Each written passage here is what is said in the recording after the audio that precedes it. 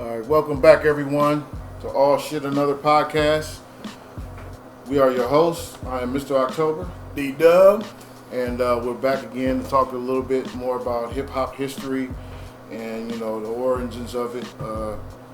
Self-proclaimed hip hop enthusiasts. What else? Historians. Connoisseurs. Whatever you want to call it. Whatever you want to say. Like I said, we're old, like I said in the previous podcast, we're old enough to remember the origins and actually seeing it, come into creation out of nothing. So we just want to talk a little bit more about it, give like the people that may not know, some people you may know, just so you know how hip hop came into the creation.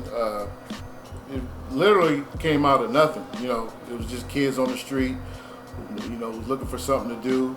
Because back in the late '60s, early '70s, a new form of music was taking over the nation, which was disco. Right. And disco was like real big, especially on the East Coast, well, mainly in New York. That lifestyle was like the lifestyle to be in. I mean, everybody wanted that. So many disco clubs and places where you can listen to disco music, and a lot of the urban kids weren't allowed to hang out at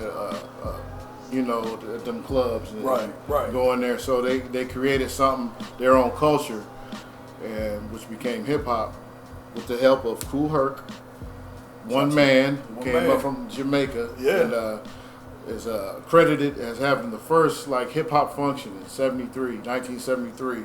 If you go online and look up Kool Herc, you might actually find in the images a flyer, original flyer from one of his parties, which had the date on it, 1973. Had the address, it was 1536 Hedgewick Drive, right? Something like that. Yeah, that's what it was. Yeah, and that's basically where hip hop started. And as far as hip hop goes, a lot of people think it's just rap, but there's actually other elements of hip hop. It's basically five. You got b-boying or breakdancing, which is one. You got graffiti. You got DJing, beatbox, and MCing. And the early stages, it was mostly b-boying and graffiti and DJing because, like I said previously, a lot of the urban youth wasn't allowed to hang out at disco clubs. So what a lot of these young kids did is what they would do is take the break beats from disco songs. The break beat is the part of the song where there's usually an instrumental part in the middle of the song where either a drum track is featured or guitar or something, just a little break. It might be 16 8 bars or 16, right. And what these guys would do is just, they figured out a way by using turntables in the mixer how to keep replaying it and making it and stretching it and making it longer. And a lot of them, said that was the best part of the song because it was just the instrumentation. So what they would do is use two turntables and a mixer and keep playing the break beats back and forth to make it longer and able to dance to. And that's pretty much how that came along. Well, there's actually a record out called Break Beats where they actually recorded some of the break beats onto a record, and that a lot of the early DJs used.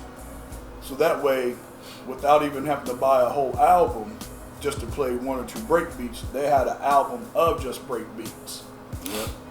And one of the, we want to talk about, a little bit of the elements, starting with b-boying and breakdancing.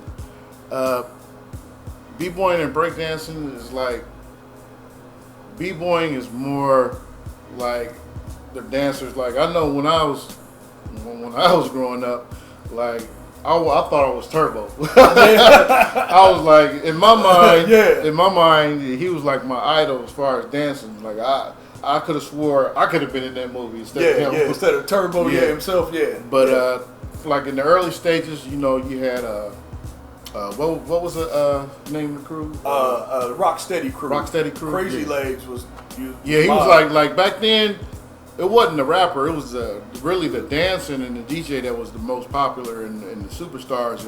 And back in the early days, Rocksteady was the man. That was him it. and Ken Swift, and he had a few other members. Yeah, quite a few members, but Crazy Legs, man, was the one that everybody wanted to be like Crazy Legs. Everybody wanted to battle him. I never heard of him losing a battle. No. Or Rocksteady Crew, really. We're not from New York, so we didn't experience that. But as far as fans and listening and reading stories, they were, it was a bunch of other, don't get me wrong, it was a bunch of other crews that were good, but Rocksteady Crew is really known as the B-boy, the epitome of B-boy. B-boy, yeah. And then dancing. Yeah, and then on the West Coast, kind of even early before that, you had the Pop Lockers. Yeah. Which was the original rockers with Shabba-Doo Ranks. A lot of people not Shabba-Doo Ranks, I'm sorry, Shabba-Doo. Shabba-Doo I'm Ranks. tripping. Rerun from What's Happening. Actually, it was they didn't really break dance, but it was more pop locking, and but still, it was all under the same umbrella. And like I said, Shabba-Doo actually played Ozone in the movie Breaking. And like I said, Turbo, Michael Chambers, Boogaloo Shrimp was like my idol. Like I think I had to be Breaking that really made me like raid every grocery store I could find for some cardboard box. And what you would do, you get the cardboard box and put it on the floor or the concrete. Yep. If you didn't have like an indoor place with linoleum, you get some cardboard and you can do your break dancing on that, and you get the good back spins and the windmills and all that. Man, I tried to break my neck one time trying to spin on my head. I never spun on my head, nor did I windmill. I was not. What about did you do a lot of up rocking? Yeah, I did up rocking, ticking and popping, back spinning. Did all that. But as far as the windmill, no, the head spin, no, I'm too big, man. I don't got a big ass head and shit, but nah, bro. Nah, we wasn't doing all that. But you know what I'm saying? It was still the up rock. The back spinning, moonwalking, locking, all of that. I mean, that's what was happening, And for us, we was able to find some linoleum. We did a little bit of both. Yeah. Somebody would either have cardboard, but there were some others that we was able to get some linoleum. Yeah, you got the linoleum. Oh man, and you get your bomber jacket. Yeah. Oh man, breakaway jacket or bomber jacket, man. Oh yeah. Your spins is gonna be crazy. Yeah, spins gonna be out of this world. Yeah, so beatboying, that's always one. Then you got graffiti, who which was another like even further probably before hip hop. Graffiti goes back to like thousands of years. Really. Yeah. If you think about the hieroglyphics and that's basically a form of graffiti. Yeah, when and what was storytelling? What was it? World War II. The Kilroy was here when the soldiers was drawn. The man peeking over the. You can see his nose and his eyes. Yep. And they were right. Kilroy was spray paint. Kilroy. Yep. I don't know what that meant. On the side of bombs. Yeah. On the side of buildings and stuff like that. So, yeah, graffiti actually goes back like thousands of years. But as far as in the hip hop lifestyle and the culture, you had Lee Quinones, one of the Puerto Rican dude, one of the early pioneers in that. Fab Freddy. Yep. The movie Wild Style. Yeah. Kind of focuses on that. And who was the other? Scheme. Is that his name? Scheme? Scheme. Yeah. Doc Mono, a slave. Spit is not a real person. Yeah. For all y'all see B Street. Yeah, I forgot about Spit. Was not, but he's probably based on somebody who would go around messing up people's tags, because I'm sure they had haters back then. Yeah. But no, Spit was not a real person. I always thought it was. Man. To be honest, man, growing up, I was terrified of New York. Really? Man, my mom used to be like, when I was acting up, she'd be like, "Okay, get in the car, we going to New York."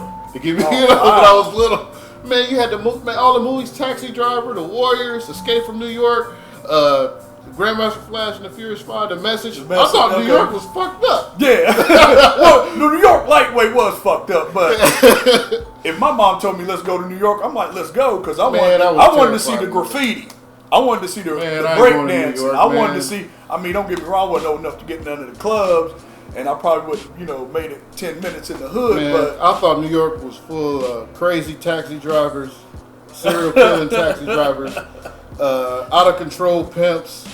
a whole bunch of thousands of gangs that painted their faces and ran around with baseball bats. Ran around baseball bats. And I thought it was a big ass barrier around it, like Escape from New York. Snake Plissken. Shout out to Snake Plissken. Snake Plissken. But New York, I always admired people when I was younger, people who lived in New York because of that. I'm like, you got to be strong to live in New York. I always thought I was like, man. I always admired the people because they had so much music, and like I said, the breakdancing, the graffiti, the clubbing, the DJing, the beatbox. I'm 8, 9, 10 years old. Dude. But parties in the park. Yeah. Hacking into the patching into the light post for electricity, man. Come on, and have a party all night. Man. You can't block parties. We ain't having none of that around here, man. So that's why I've always liked New York. So my mom told me just go to New York. I'm like, let's go. Yeah, as I got older, teenager when I noticed just movies, but as a preteen, I wouldn't have got on the terrified subways now. Damn that. Yeah, I walk. And then you had another form, number 3, DJing, which I think at the early stages of hip hop were probably the ultra superstars. Yeah. Like if you were a DJ back then in the early 80s, you was the man. You was the man. I mean, everybody wanted to be you. You what set the party off. Like without the DJ, you ain't got the culture. You don't got the party. Right. Which what brought everybody together. And if you was a good DJ, people just came just to hear the music. You know what I'm saying? So they know you're gonna play good records, and they know. When you cutting, it's gonna be on point. And that goes back to what we were saying earlier about the break beats. Extending songs, because you want to dance, but you listen to the lyrics as you dance, but you want to hear that instrumental, to really get you hyped up, especially breakdance. We don't want to hear no lyrics during breakdance. Yeah, and especially like I said, during the break of the song, that's usually where the most instrumentation is at. Right. Where you can really get your dance skills off. Right. You ain't got to worry about no other, rhythms coming in because it's the same rhythm back and forth. But, DJing, man, one of the early DJs, like Kool Herc. You think of one of the original, you know what I'm saying? Yeah, he was one of the originals. Yeah, early. And Grandmaster, you had Grandmaster Flash. Yeah. Shit, yeah. Who's another early... Curtis Blow, didn't he DJ? I don't know. I think a lot of MCs started off as Run started off as a DJ. Yep. Yeah, he was DJ Run. Yep. Like, hey, remember Scarface? DJ Action. Yep. That's right. Scarface started as DJ. Yep. So a lot of people. Marley Marl. Marley Marl. That's right. One of the early. I'm sure we're forgetting a few, but those were some of the early people that were DJ. DJ Grand Wizard Theodore. That's right. Hell, if you really want to know a little bit, if you want a Cliff Note version of hip hop history, listen to the first verse of Biggie, Juicy. What he say? He basically breaks it down. Yeah. Rap Attack. Yeah. So Mr. Magic and Marley Marl. Yep. And DJing. And then it progressed as it got on. You got the DJ, your Jazzy Jeffs and Scratch and Tap Money and man, who was the dude that was down with the Twin Hype he was underrated. I can't remember. It was a group called Twin. You remember Twin Hype? Do It to the Crowd. They did like hip hop mixed with a little bit of house. You don't remember Twin Hype? Do It to the Crowd. Kind of had a Rakim type flow. The name sounds familiar, but it's well, I can't remember that. And Cash Money, he was a good DJ. Yeah. I can't remember, but it was Twin Hype. It was a DJ. He's an underrated DJ that deserves some credit too. Was Rodney O the DJ? Rodney O and Joe Cool? Yeah. Yep. So make sure we shout out the West Coast. Yep. You got beatboxing? Yep, beatboxing. Who's your favorite beatboxer back then? Man. I'm not talking about Rozelle, because Rozelle was on some other. Yeah, Rozelle. He was on another planet, but it was honestly. Kenny Muhammad. It was a toss up between the dude from Skinny Boys. Jockbox. I like Jockbox, and of course Biz Markie. Biz Markie. Yeah. What about Doug? Doug had Fresh. Dougie Fresh had so many sounds. You know what I'm saying? Like he could probably almost do, I won't say maybe a full album, but he could definitely do an EP just on beatboxing. Just on beatboxing. Yeah. And then you you just have somebody rap over top. Don't forget about rest in peace, Buff from Fat Boys. Fat Boys, yeah. I think he might have had the as far as beatboxing, I think as far as that deep bass, I think nobody could get as deep as him or more powerful. Yeah. With their beatboxers. Buff, rest in peace to Buff. Yeah, rest in peace. And who else? Ready Roxy from down with Jazzy Jeff. I know. Okay, yeah. So, and then finally, but last but not least, the MC, the rapper, and like I said in our previous podcast, that MCing is an important part of hip hop, but it wasn't originally like the main focus point like it is now. The MC was the one that got the crowd hype, like we said in the last podcast, got the crowd hype for the DJ. Right. And they would just put a little few words together. Then, as time went on, it progressed into the same things here and there to actually, I'm going to go ahead and just rap over this break beat that the DJ is playing. Yeah. And I think Ice-T, on a documentary, he touched on it a little bit too, where he said it started out like that, where MC would come out and introduce his DJ. He said his little rhyme, but then it became to the point where another DJ would have an MC. He would come out and be like, yeah, okay, that last MC was good, but I'm better than that, and it became, that's how the art of MCing came to like more of a battle and competition, because DJs would get their own MC to introduce them. Right. And if you got 3 or 4 DJs at a show and they all got MCs, of course one of the MCs is going to be like, well, I'm better than the last MC that came on. Let me spit more. Let me spit what I got, show you what I got. So, but, you had like the early, who was down with Kool Herc. What was in the Coke? Cold Crush Brothers? No, Coke. Coke La Rock. Coke La Rock, yeah. Coke La Rock, yeah. He's pretty much that's right. considered one of the first MCs as far as being, authentic. I think he was even on that flyer. Okay. Back then. So then, like I said, one of the first rap songs I heard, the Sequence, I finally remember the name of the group with Angie Stone. Yeah, her name was Angie B. Yeah. You said B Angie B. But it was just Angie B. Angie B, okay, I thought it was B Angie B. Yep. And Funk You Right On Up. Yep. That was like the first song. Yeah, I remember that. And yeah. Who else? There was Treacherous 3. Treacherous 3. With Kumo D. Sugar Hill. Well, yeah, Sugar Hill. One of my favorite, you know the name, It's the Joint by you know who? Funky 4 plus 1. Plus 1. That's one. Right. Dun, dun, dun, dun. It's the Joint.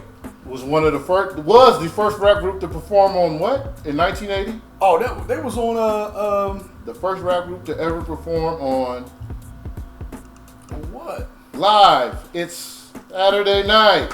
They performed on Saturday Night Live? Yeah, the first rap group ever in 1980. Funky 4 plus 1. I'm definitely going to YouTube that. Yeah. I just remember the Treacherous 3. I guess when I'm thinking live performances, I guess the earliest one I seen was just Run DMC. Yeah. Live performances. Yeah, as far as on TV, yeah. As far as on TV, yeah.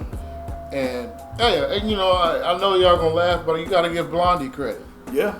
You know what I'm saying? She had a rap song on there, you know what I'm saying? Which had Fab Five Freddy in the video. Yep. She said Fab Five Freddy in the song. Yeah, she did. And she said Sure Shot. Yeah. That's a hip hop term. Wow. If you don't stop, Sure Shot. She did say that. Yeah, she said so. Wow. You gotta give it to her. Yeah. And then Curtis Blow. Oh man. So Spoonie G. Well, we mentioned earlier some Rodney O, Joe Cooley, some of the early rappers. Yeah, they were on the West Coast. You had Love Bug, Starsky, and I know I know he's going through a lot of controversy. African Bambaataa. Yeah. But as far as his contributing to hip hop, it was the Zulu Nation. I mean, that was one of the. He's one of the first superstars. It's a shame that if the allegations are true, he was using his power to. Do what he did. We're not going to delve into it. Right. It's just, but his what he his contributed contribution to hip hop hop was and monumental. He also brought rival gangs together. Yeah, that's how he was able to create the Zulu Nation. Wasn't he the leader of the Black Spades? Yeah, I think it was Black Spades. Yeah. And he, so he brought a lot of people together, but we'll see how that. Yeah, we see how it plays out. So, and then even in the early stages, we ain't gonna forget about the West Coast. Give a shout out to K-Day Radio. Yeah, who, like one of the first radio stations out there that was hip hop. People forget how far Too Short go back. Man, before he was really mainstream, when he was just on the streets. That was like early 80s, probably 82, 81. 82. Well, for me, the first time I heard Too Short was 1988. 88. Yep. But he actually had been out before then, yeah. Because I think Born to Mac came out like 87. Okay. 86 or 87. But then he had been on the, selling tapes out of his trunk before that. Right. So. And then you had the LA Dream Team with Dr. Dre. No, that was World Class Record Crew. The LA Dream Team, they had that one song, what was it, Hey DJ, don't you play that song, Keep Me Dancing. Yeah. And they was West Coast. The whole time I thought they was East Coast. Nope. Well, LA Dream Team, come on, man. Use your head. And Gary Church's, my homie Gary Church's brother, favorite rapper in the whole world, the Egyptian Lover. The Egyptian Lover. Oh, man. Another West Coast pioneer. You can't forget Ice-T, man. Yeah. Come on, man. Remember Ice-T and was it Breaking? Yeah. Not Breaking. Yeah, Breaking. Was it Breaking? Yep. Yeah. And it was at the Radiotron, another staple. A good example of Ice-T was just MCing, hyping up the DJ. Yep. Because he was rapping, but he was hyping up what was going on. And Yep. So, those basically the 5 elements of hip-hop. So, for all you youngsters who think it's just rap and the music, no, hip-hop is a whole culture. Rap is just a part of hip-hop. But it's a whole culture behind it. And actually, there should be a 6th element, which people don't really talk about, is the style, the dress, the clothes. Because, like you said, when we was breakdancing, we wore windbreakers. Yeah. Shirts, windbreaker jackets and/or pants. You know what I'm saying? Your hat, you wore your hat to the side. We didn't, rarely did you see a guy wear Yeah, you wear the hat. Yeah, different ways. Like Lee from Breaking. Lee from B Street. Then you had the Flavor Flav. Yeah. Hat like to that the back. Side. Then Chuck D used to wear his. He wear his. Yeah, Chuck's a little more serious. Then you had people that wear it back like that. That's all hip hop. That came from that culture. So. Yeah, so let's not forget about the style, and and I know it's a little. I don't want to go too far into it, but you had your Carl Kanais and later on. stuff like that. I would put Cross Colors in it. Cross Colors was more FUBU. Would be definitely hip hop and Walker wear. What is it? Esco. Nas used to wear. What about not True? Is that True? True. You remember the rumor behind True? It was a brand, a clothing brand called Troop. TROOP. And I think like Stetsasonic and LL, a lot of rappers back then would wear it. And then a rumor came out that it was started by the Klan. Right. True rulers over our people or something like that. That's what Troop stand for. Yep. But I don't know if it's true, but we don't know if it's rumor. Just like remember the Crown air freshener. Yeah. And cars was supposedly made by the Klan. Yeah. Black people would buy it. Yeah. So we don't know. But style of dress like. Fuck. Let's add rumors too. Damn it. And rumors. What did you what was your favorite say your favorite clothes like back in the 80s? Like how did you dress? Or did you go through phases? Like I went through phases, definitely. I grew up in the 70s. So mid 80s, like when Run DMC came out, did you get you was you wearing the black jeans with the Adidas with no shoestrings in them? No, whatever shoes I wore. Didn't matter I don't care what they was. No shoestrings. No shoestrings, or I didn't tie them up. And even to this day, I still don't tie them up. We couldn't afford Adidas sweats. Yeah. So we got whatever was close. You know what I'm saying? Oh man. I remember when Heavy D and the Boys first came out. I looked at every mall to try to find a Coca-Cola. Coca-Cola sweater. Yeah, man, yeah. I wanted a Coca-Cola because then one of my homeboys got one. He wouldn't tell me where he got it from. I'm like, you bastard. Yeah, and that was the thing back in the day. If you got something no one else had, we didn't tell you. Yeah, like nowadays, you know, man, yeah, everybody want to wear the same thing, man. Back then, man, like, no, you had to go look for it. Somebody, like, unless it was like your homie and y'all was in a crew, and y'all wanted to dress alike or whatever. Other than that, average hey, man, where you get them shoes from? Oh, man, you know. I got them. I don't even know, man. Like, hey, I just got it like that. Yeah. But yeah, man, I went through phases too, man. Like I once I started working, like as far as high school, man, I don't know, man. It was that NWA, man. I stayed getting like hockey jerseys, especially the Kings. Yeah. Or I get or I buy a not really football jersey. It was either hockey jerseys or baseball. Like I had the Yankees, or I have a Dodgers.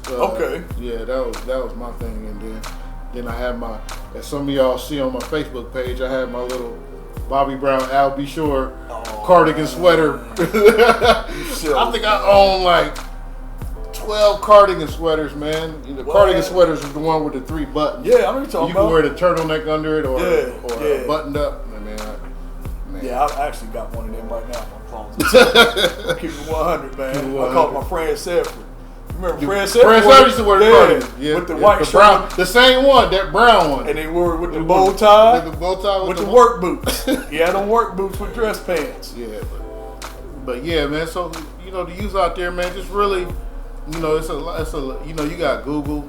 Do your research. Do your research. You'd be surprised, and I'm sure you'd be really interested on the origins of where, like, the of hip hop and rap music, or what you listening to right now, like, just to see where it came from. So, and even some of the style of dress outside of these dudes wearing dresses, but some of the tight clothing, if you go back into the 80s, some of that stuff we wore was it was snug. Yeah, it fit kind of. Yeah, like as much as we talk about skinny jeans. Yeah. If you look at like a lot of the even the Run DMC when they wore their Levi's, the Levi Lees, it wasn't bagginess didn't come until kind of like 90ish, and I think, and I might get crucified for this, I think we kind of borrowed from grunge.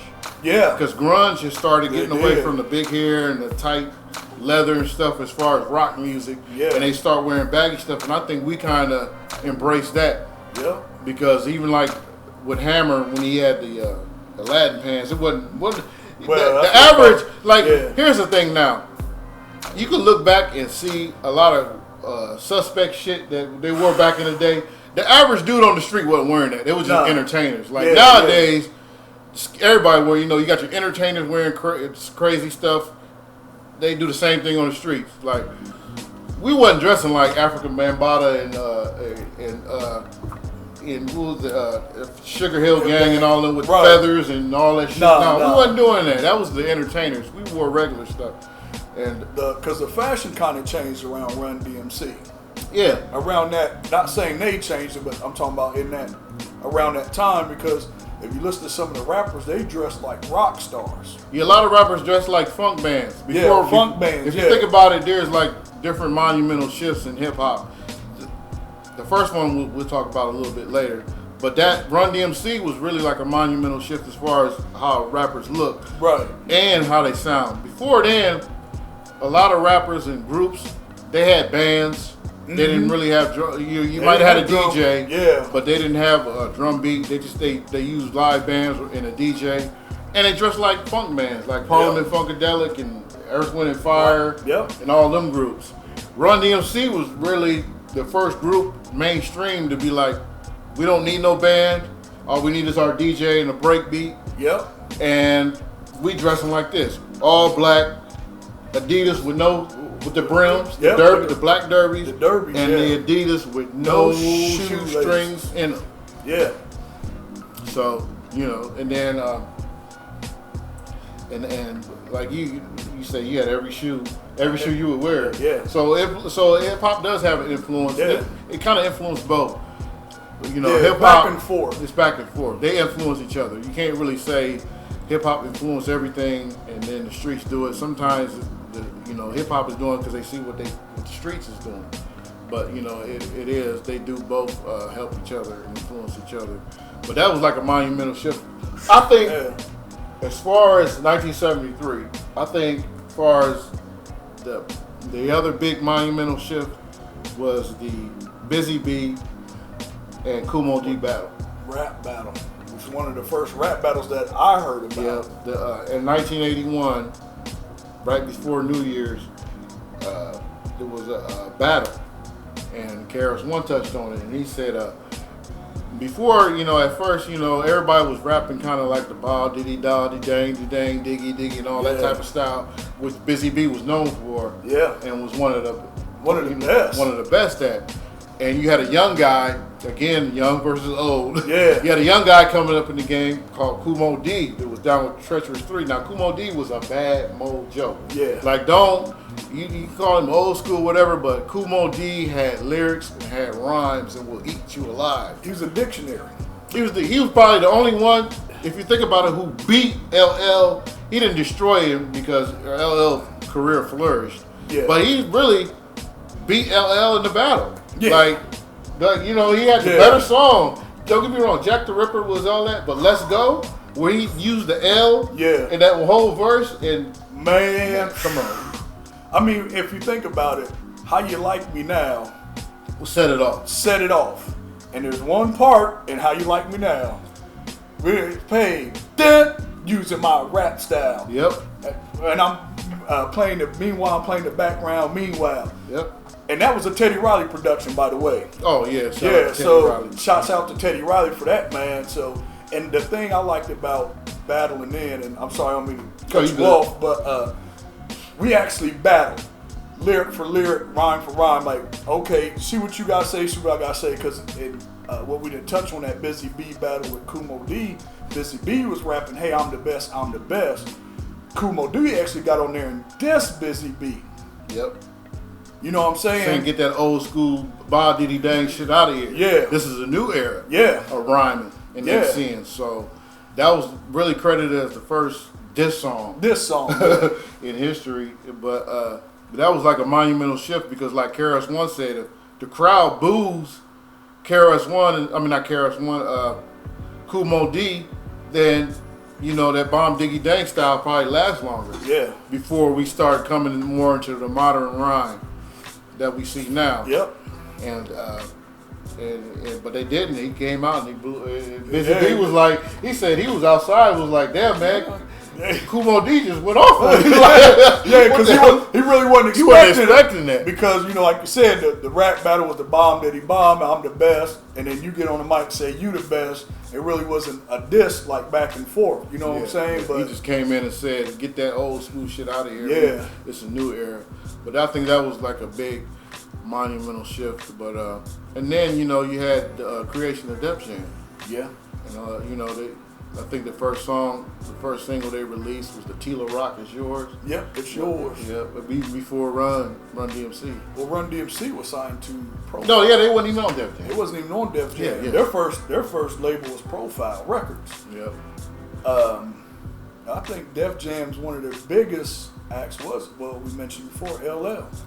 Yep. And Radio, which still to me is one of the best scenes ever in a movie.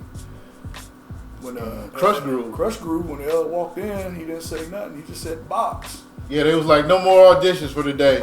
They came walking in anyway. Yeah. Then Jam Master Jay stood up and said, hey man, I said no more auditions. He reached his coat. He's about to shoot him. He's about to shoot him. So, you know, for me, well, you know, we're all over the place. I apologize for that. Oh, that's cool. Yeah, but it's all stemming from the monumental shifts in hip hop. Yeah. You know, and then hip hop progressing. And hip hop in movies. You know, that's again, like you said, the monumental shift. Crush Groove and before that, Wild Style, Beat Street. I think Breaking and Entering. Yep. Which is more on the dance. Before movie Breaking. Yeah. It was a documentary featuring Ozone with Turbo. The dude who played Ozone, Shabba-Doo and Michael Chambers and Poppin' Taco. Yep. So you know, it's certain shifts in hip hop which made it progress further, and those are a few. Like I remember first hearing "I Need a Beat" by LL Cool J, and I was just like, man, this dude is on some. And that was like another shift where, as far as lyrically and being an MC, took another gigantic step forward. Yeah. You know, so It did actually, yeah. Yeah, so and shout out to LL, Man. because people don't know, man. L didn't take no. He didn't play no games back then. Boy, It wasn't about this whole. Yeah, a lot of people know him now from the acting, and even before that, Hey Lover and all this Before all sexual. Before all that, this dude was a sex straight symbol shit. He was an MC. MC. He was Deadly. an animal. Deadly. I think really, even after I Need Love, I think it wasn't until Walking with the Panther when he really started getting to that. Well, that's where I think people really started knowing him around Walking with the Panther had some. It was underrated. A lot of people say Man. that was, but it was. No, I like that. Man, Walking with the Panther. As far as sophomore CDs, you know, because That was the third one. Was that the third one? What was the second one? Bigger and Deffer. Yeah, Bigger. That's right. Radio was the first. I thought one. Bigger and Deffer was third. I thought Walking with the Panther, then Bigger and Deffer. No, I'm Bad. That was that came out in '87. Okay. Then 88, 89 was Walking with the Panther, and then you had the one Mama Said Knock You Out. Yeah. With Booming System. And Yeah. But yeah, LL, shout out. Shout out to LL. As much as people gave him shit for saying greatest of all time in 4, 3, 2, 1, he got a case. He got a case. He got a strong argument. He got a strong case. You know, I mean, he put out album after album with hits and was able to go from '84 to like late '90s. Yeah, That's a long career. that's an excellent career. Just putting out records. Early 2000s, I think he had some Yeah. hits. So, man. But by that time, he was a little more acting than rapping. But still, man, Yeah. that's. We could go further, but we're gonna try to save it for other podcasts. Yeah. We're gonna try to keep this pre '86, and when I say '86, you know what Man. rapper I'm talking about, because that was the next, probably the biggest shift forward ever as far as lyrics and MCing. But we'll get into that into another podcast. We're gonna try to keep this pre '86, but man, what else is going on around that time, man? Like. You had, I remember what was he talking about? The Public Enemy. Oh, y'all know Spectrum City. Actually, I forgot about that. Actually, before Public Enemy was Public Enemy, like 84, 85, they were at a radio station. They were Spectrum City. It was a bunch of collective MCs together with Flav, Hank Shockley, Chuck D. Yep. And I remember hearing that. When they first came out with Public Enemy #1, and Mr. Magic, who was also another legend in the game as far as early hip hop, him and Marley Marl had their own radio show. Yeah, Rap Attack. And Marley Marl had heard these guys, and he brought the song Public Enemy #1. It's like a demo version, and Mr. Magic actually dissed it. You can look it up on YouTube. Yeah. He dissed it bad, like hard. He was like, "I like the music. I don't know about the rapper though." Yeah, he about said Chuck D. Yeah, he said the rapping was whack. Yeah, the rapper was whack, and actually called them suckers. Yeah, you hear that sample, no more music by the suckers. That was Mr. Magic dissing Chuck D and Public Enemy, saying he didn't like their music. He liked the music, but he didn't like the rapper. Yeah. So and see, that goes back to DJing over the MCing. Yeah, DJs, they made the superstars.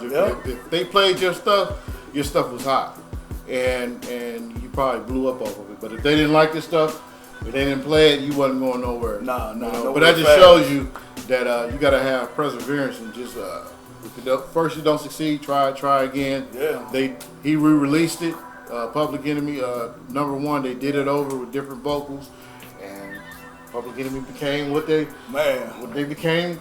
End up becoming another legend in the game. So, but before we get out of here, we're gonna do our obscure top five for the day.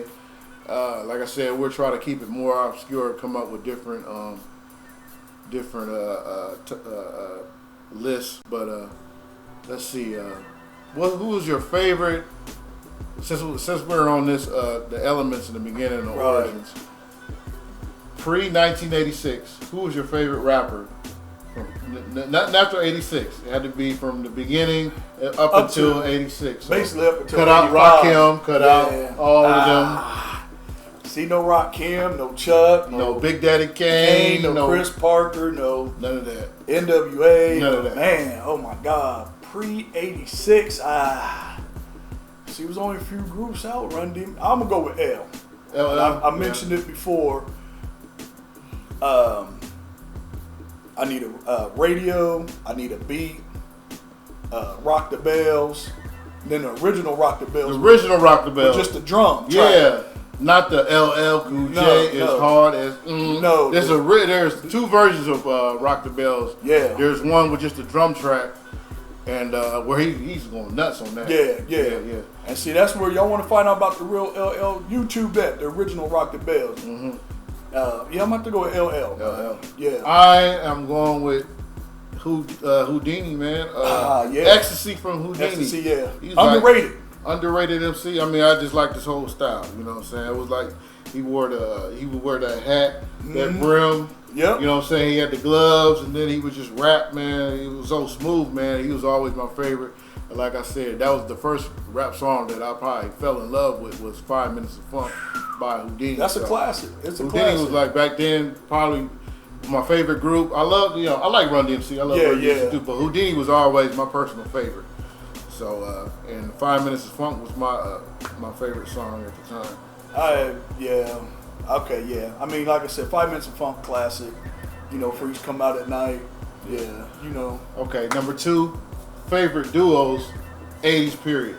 From the whole 80s, from 1980 to 89. My favorite duo. So you can't say Outkast or nothing. Yeah, because Public Enemy was more of a group than a duo. I'll say Run DMC. Run DMC. And because I listened to it probably then more than, and I loved EPMD. That's mine. You know, that's yours. EPMD. Oh yeah, EMT. I mean, it was sweet, man. I ain't take nothing away from EPMD, but I think I listened to more Run DMC more than anything because. And when I mean duo, I meant two rappers, not a rapper and a DJ. You had to have two rappers. You could have a DJ, but you had to be two rappers. Yeah, just two rappers. It would be Run DMC. I listen to them probably the most because, again, that was the first real exposure to hip hop was It's Like That. Yeah. You know what I'm saying? So I just kind of latched on to Run DMC. Houdini would be after that, but after Houdini was my favorite, but when EPMD came out, man, that they became my favorite. You got to chill. And man, that whole Strictly Business album, that's they first two, Strictly Business and Unfinished Business. Man, that's when I started working, man. I was working at a custodial helper, man. I just walk around with my headphones, listen to that only. No, that only. I mean, I might have Eric B and Rakim in there, or some Big Daddy Kane, right, some Biz Markie, but most of the time I was listening to EPMD. Man, in the car when I first started driving, it was EPMD. Yeah. And my posse's on bro because of bass. So, but yeah. All right. Let me see. 3. What is it? Tom and Jerry or Rocky and Bullwinkle? Tom and Jerry. Tom and Jerry. I love Rocky and Bullwinkle, but Tom and Jerry. Man, if you go back and listen to some of the shit Rocky and Bullwinkle, I mean, it's hard comparison because they talk. Tom and Jerry didn't. Man, Rocky and Bullwinkle was funny. They had so many tongue-in-cheek stuff. It was hilarious. I like the. I think a reason why, because there were certain cartoons. Maybe overall, Rocky and Bullwinkle was funny, but Tom and Jerry, the Crambo. Come on, man. The mouse will not explode. Don't you believe it? And the funniest one was the Tom and Jerry cartoon for me. Was Jerry kept walking around going like this, laughing. And Tom kept looking over like, what you laughing at? You know, you could tell the curiosity. Yeah. So Jerry went over here then. So finally, Jerry motioned like, you want to see what's going on? Tom was like, yeah. But Jerry punched it. Knocked that motherfucker straight in his shit, man. Yeah, Rocky and Bullwinkle was already. But that was a great cartoon, though. No, I'm not taking nothing away from it, man. But now, I don't really know, because when, who was the dude? Chuck Jones used to do, he had his version of Tom and Jerry. I used to like the Chuck Jones version too. Okay, Like yeah, I know what you're talking about. Yeah, Yeah. but I like the Like the one where they went to outer space. Yeah, yeah. And but the one where he did the Jamaican when he had the. Remember when he was on the beach? Oh, okay, yeah. that the steel drum. Yeah, that's a Chuck Jones. But do y'all remember "Is You Is" or "Is You Ain't My Baby"? That's the only time I heard Tom sing or talk. No, Don't You Believe It? When he said, Don't you believe it? Yeah, but I'm talking about. Yeah, you're right. That is when the first time I heard Tom speak. But "Is You Is" or "Is You Ain't My Baby"? Yeah, he was singing. He was singing. Yeah. So I mean, it was just those moments from Tom and Jerry, man. That's why I was a big fan of Tom and Jerry, man. Okay.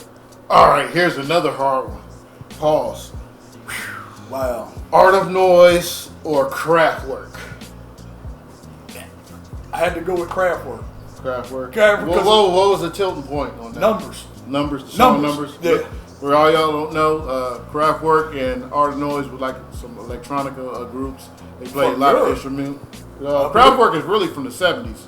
They came from the early 70s. Oh, did they really? Art of Noise came a little bit later, late 70s. Oh, wow. Early 80s. But look up Art of Noise and Kraftwerk. Man. If you like that type of music, oh, man. If you want to hear some early break dancing, break music, where we get break beats from, or some early break dancing music, check out Art of Noise and Kraftwerk. Art of Noise, beatbox, Mm-hmm. and Kraftwerk, numbers.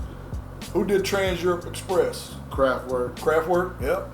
Yep, and if you, what was the song? Kraftwerk was a song, did the song that Turbo and Breaking was dancing to with the broom. Yeah. Man, I can't think of the name right offhand.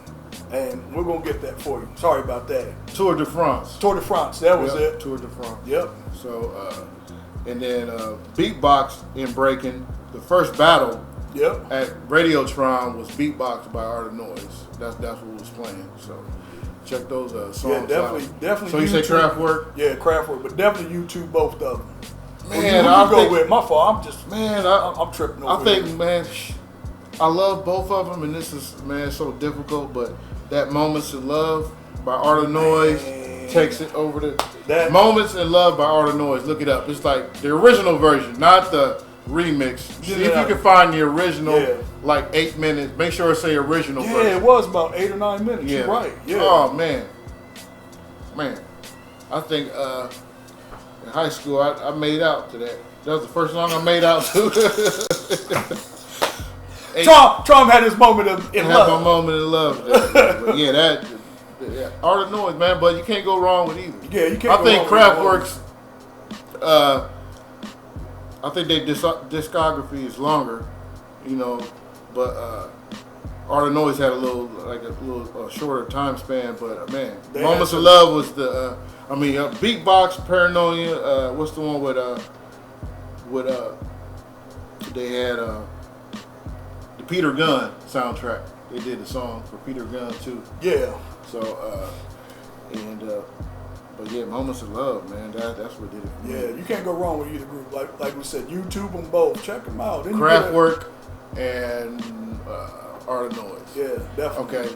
The last but not least, the last episode we talked a little bit about Awwll. Your favorite Awwll affiliate? Killer Priest. Killer Priest? Yeah, Killer Priest, and Killer Priest is still putting out good stuff. I mean, go ahead. He's still putting out some Killer Priest. Yeah, he got one that came out a few years ago. He did. The autobiography of Walter something. Yeah, the autobiography of Walter. Not Walter Williams. Man, I forget the name of it. Well, yeah, but look that up, man. It's Killer incredible. Priest's first it's like album. A double CD. It's crazy. What made me buy his album? I saw the Heavy video. Mental. Heavy Mental. What made me buy that? I saw the music video where he's like, "Your arms are too short to box with God." Yeah. Then when I heard the hook, I'm just go buy it. Yeah. That was it. And Killer Priest was on Bible, Basic Instructions Before Leaving Earth, on Liquid Swords. And he had a version on his album, wasn't as good. Yeah. I mean, it was same. The music was slightly different, but yeah. Shout out to Killer Priest. He was my favorite Awwll affiliate. All right, you had Sons of Man. We're gonna give him a shout out. Yeah, Sons of Man. It was a white dude. They had a Awwll Remedy. Gang. That Wu Gambino. No, that was them. That was them. That was them being doing a like Italian type stuff. Oh, okay. See, but you had Wu Syndicate. That's it. Wu Syndicate, Lot of Dark Man, Killer Army, Theodore Unit, Grave Diggers. I would say my favorite. Man, a lot of Dark Man. Like that Heist of the Century. Because I hadn't he came out of nowhere. Like it's like 97, 98. All of a sudden I go to the store and I see like a purple Wu symbol on the flyer, on the poster, and I'm like, the hell is this? Is it Wu-Tang got some new on? He was like, no, this is a lot of Dark Man. He down with. I'm like, who the fuck? I ain't never heard of a lot of Dark Man. Right. He said, okay, Heist of the Century. Let me see. Man, every song on that album is bad. Like I end up playing. Like I listened to that. I got it downloaded the whole thing on my computer now. Like I listen to it to this day. Shout out to a lot of Dark Man. Right. Underrated album, underrated MC. As far as like the street crime type talk, man, and then also with Knowledge itself, man, that album was incredible. Shout out to a lot of Dark Man. But that's probably my favorite. Grave Diggers is when that album, that first one when 6 Feet Deep. The Axe, the Picks, and the Shovel. I like that one too. That's the one I was thinking of. The Axe, the Picks, and you like that one the best? Yeah. But 6 Feet Deep. I mean, again, you can't go wrong with it. Yeah. RZA. We forgot to talk about him on the last one. Is Bobby Digital. Bobby Digital. Yeah. He had some good solo albums too. But that Grave Diggers project, both of them were exemplary. Yeah, because the one cat passed away. Not Food Quan. And the light skinned dude. Yeah. Man, I hate that he died from he passed away colon cancer. Yeah, health complications, man. So yeah, shout out to him and his family, and definitely the Grave Diggers. Again, what we're touching on is for people who don't really know or just only know about the rapping. Go do your research and your history and then don't just look at the one group. Look at the groups that came from that group or is affiliated with those groups. You know what I'm saying? So this rap music and hip hop is so big, man. We can't even try to cover it in an hour, but we can't. No, it's hard. It's hard to. And we had Killer Army, who was actually from Ohio. That I didn't know. Yeah, Steubenville. Okay. Because if you watch the documentary on the Wu, at one time RZA and Ghostface moved to Ohio before they came out with the Wu-Tang group. Right before. Yeah. Actually, when he left here, he got acquitted, but he got allegedly shot somebody down there. But he got acquitted or charges got dropped. Right after that is when he had that look. I got to change my life, and that's when they went back to New York and actually put that Wu-Tang clan together. But yeah, him and Ghost actually lived in So he never got in trouble down here. Yeah. We may not have, Wu-Tang. Yeah, so then you had Sons of Man with Papa Wu. Yeah. Who's always been a close affiliate with Old Dirty Bastard. Yep. Shout out to Papa Wu, man. He's talking about knowledge. It's like he spit. If you listen to a lot of old solo albums by Wu and a lot of the albums, a lot of the spoken stuff that you hear on there about knowledge, that's Papa Wu. When he's talking about the body and if the man can open up the side of his body, look inside, see all the things, the universe. Yeah. That's all Papa Wu. The man got intelligence. Yeah. And he was real close. I think he was related to Old. Was he related to Old? I thought he was just a close affiliate. No, he may have been a relative. I think he was related. Maybe his nephew. Okay. Yeah, because he's always been older. Yeah, he was older back then. Yeah, back then he was even older. Because was that Papa Wu, the story they told once they got on? They went and got him and said, come on, man, we got to put on, man. It's time for you to quit your job. Yeah, but then you had Remedy. I don't even know if he ever came out all the way, but the white dude they brought out. I remember him briefly. Yeah, but then Ghostface had Theodore Unit. So you had the Phillies. I don't look at Capadonna. A lot of people still don't put Capadonna, but Capadonna's a part of Wu. Yeah, he's part of Wu. He is a part of Wu. So just like the Phillies. Well, first you could have said Redman is a Wu affiliate, but he basically can say he's part of it now. Yeah. But I'll put him more as an affiliate. But Beth kind of put it like Red is. Yeah. He stamped as a Wu member. Yeah. So. But yeah, so we just did our top 5. Yep. We're gonna get out of here. Hope you enjoyed the podcast. Make sure to subscribe. Hit the subscribe button. Like, comment, negative. Give us some feedback. Comment. Yeah, let us know what we missed Negative, out positive, on. Negative, you know. positive. Like I said, as long as you're honest, anything you and another thing, if something you want us to talk about, Yeah. put it in the comment section. Hey man, y'all didn't cover this, or can you cover this? Or correct us if we made a mistake. Like Right, you said, yeah. something, hey man, he wasn't no B-boyer. Right, You know what I'm right. saying? You messed that up. Right. Let us know. Like I said, we taking it. We weren't actually in New York experiencing it, but we were old enough to sit, to observe it when it was happening, and we just talking about from our perspective as a fan. Right. So, and how we look at it. So, we made any mistakes, comment like, hey man, y'all fucking up. Y'all forgot this. Let Right. us know. So, because like I said, self-proclaimed hip-hop historians. Yeah. Yeah, as far as I know, man, if they ever had you remember back in the day when they used to have them trivia shows on VH1? Oh yeah, yeah. If they ever come out with a hip-hop trivia show, we go on as teams. Yeah, yeah. We're going to get that $1 million. Yeah. So, y'all have a good Saturday. You know what I'm saying? Like I said, for anybody that watched, we want to thank you for all your support. Yeah, appreciate it. Like I said, hit us. We'll be going live eventually once we see how how this Once we get progresses. the build up a little bit, and and also comment on Facebook. I'm Yeah. on Facebook, Dennis Worthington. You can Friend look me request up, me, look me up, whatever. It'll be posted on the Goo Punch Radio Facebook. I'll post some stuff on IG, Mr. October, or look me up on Facebook, Bernard Britton Hunt II. Yep. And come check us out. Yes. We'll be back at you with another All Shit, All Shit. another podcast, Shut because up. everybody and their mama got one now. Yep. Everybody. I think Everybody. the next door neighbor's dog got a podcast. Oh shit, man! I think my car got a podcast, man. So I don't know. So y'all, peace, and y'all enjoy yourselves, and we'll see you on the next podcast. Mr. October. D-Dub. Peace.